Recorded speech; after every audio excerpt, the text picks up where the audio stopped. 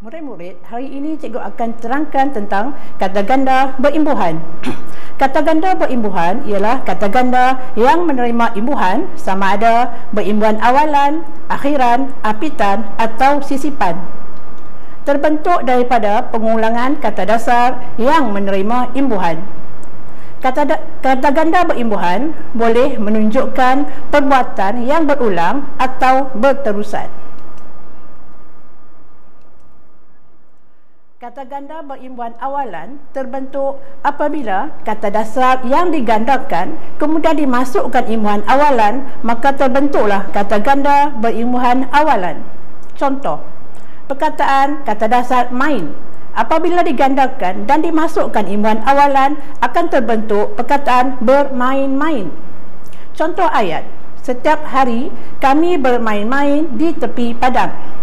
Perkataan lompat apabila digandingkan dengan imbuhan awalan akan terbentuk kata ganda berimbuhan awalan terlompat-lompat.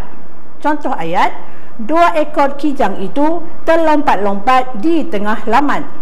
Perkataan cari akan terbentuk tercari-cari. Contoh ayat, ibu tercari-cari cermin matanya sejak tadi. Perkataan batu apabila digandingkan dengan imbuhan awalan akan terbentuk kata ganda berimbuhan awalan iaitu berbatu-batu. Contoh ayat, mereka terpaksa berjalan berbatu-batu sebelum sampai ke pekan. Perkataan kali, berkali-kali. Mereka membunyikan horn lori itu berkali-kali. Seterusnya, kata ganda berimbuhan akhiran.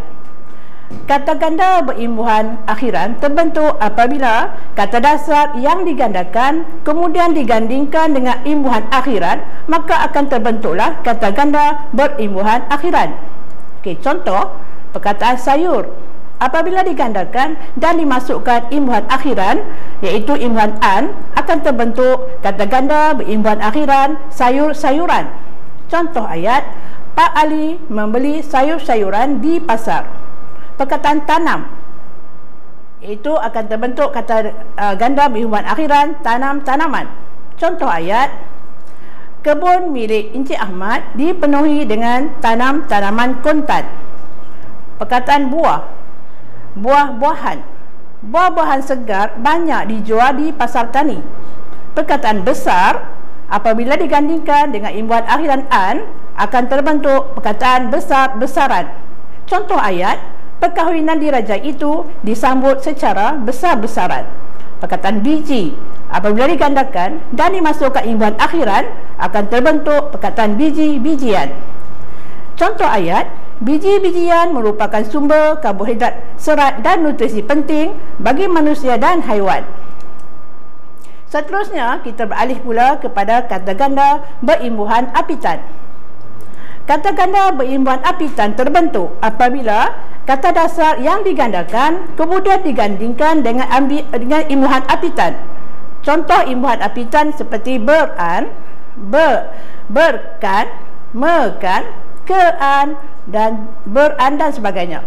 Contoh, perkataan lari, berlari-larian. Perkataan pegang apabila digandingkan dengan imbuhan apitan akan terbentuklah perkataan kata ganda berimbuhan apitan iaitu berpegang-pegangan. Kejar, berkejar-kejaran. Sorak, bersorak-sorakan. Lambat, melambat-lambatkan. Anak, keanak-anakan. Manakala perkataan tolak apabila digandingkan dengan imbuhan apitan ber dan an akan terbentuklah kata ganda berimbuhan apitan iaitu bertolak-tolakkan. Seterusnya, kita lihat pula kata ganda berimbuhan sisipan. Apa itu imbuhan sisipan? Imbuhan sisipan ialah imbuhan yang diselit di antara unsur-unsur kata dasar.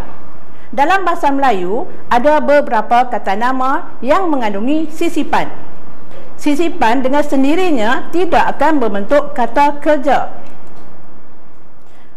Imbuhan sisipan di dalam bahasa Melayu, terdapat 4 imbuhan sisipan di dalam bahasa Melayu iaitu EL, EM, ER dan IN. Contoh, kata ganda berimbuhan sisipan. Perkataan tulang temulang. Contoh ayat, Ahmad bekerja keras sehingga tulang temulangnya sakit. Perkataan jari jemari. Apabila dimasukkan imbuhan sisipan em, perkataan jari akan terbentuk menjadi jari jemari. Contoh ayat, jari jemari Alina terluka kerana tergeser di pintu. Ketot ke metot. Contoh ayat, anak-anak kucing itu nampak comel walaupun ketot ke metot. Perkataan gilang gemilang. Contoh ayat, suasana sambutan pesta pada malam itu gilang gemilang. Tali temali. Contoh ayat, tali temali yang digunakan untuk mengikat kapal itu sangat kukuh. Begitu juga dengan perkataan turun-temurun. Contoh ayat, rumah yang kami diami sekarang adalah pusaka turun-temurun keluarga ayah. Seterusnya, perkataan labah-labah. Apabila dimasukkan imbuhan sisipan el, laba-laba menjadi lelabah. Contoh ayat, pondok yang buruk itu dipenuhi sarang lelabah. Perkataan laki-laki. Apabila dimasukkan imbuhan sisipan el, akan terbentuk perkataan lelaki. Contoh ayat, anak lelaki perlulah diajar tentang ilmu ikhtiar hidup.